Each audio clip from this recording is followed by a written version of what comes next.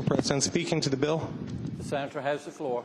Thank you. And I would just first address some of the remarks from the senator from James City County. This was just my second meeting of the Commerce and Labor Committee, so I listened attentively to the testimony for this bill. I believe he said that every speaker but one was from organized labor.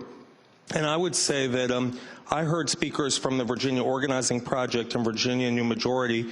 They do represent not organized labor, but rather the ideals that working people would get a fair deal. Further, I'm going to just summarize some testimony from two people who are not members of organized labor who spoke to us.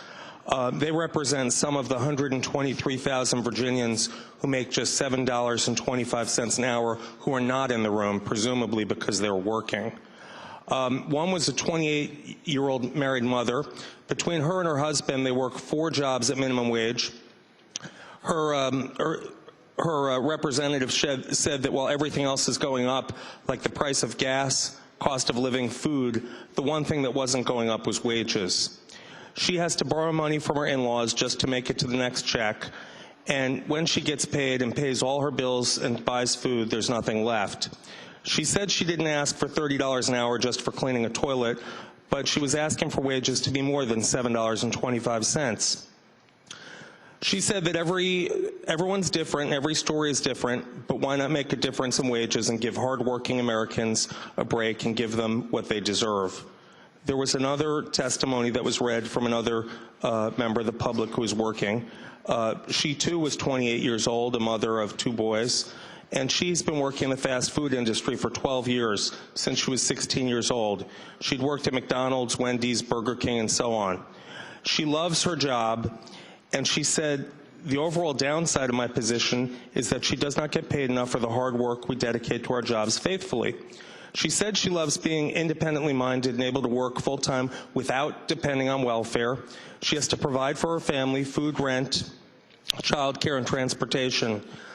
A lot of times she said something has to be cut because she doesn't make enough to pay. She could not buy her boys presents for Christmas last year because she honestly couldn't afford it, and it discourages her to the point that she wants to give up. So I would say that no one in this room is earning $7.25 an hour. And I thought back to when I first met the junior senator from Henrico back in 1981, and I thought about the 3 jobs that I was working to get through school and how tough I thought I had it and how difficult it was for me, and it was nothing for me. I had parents with income to fall back on. I had federal student loans. I had financial aid. I had a little bit of savings that I had accrued when I didn't have to pay for anything. But we don't know what it's like to be in their shoes. And I would suggest the next time that we use a clean toilet, let's think about who cleaned it. The next time we sleep in a clean hotel room, who made the bed?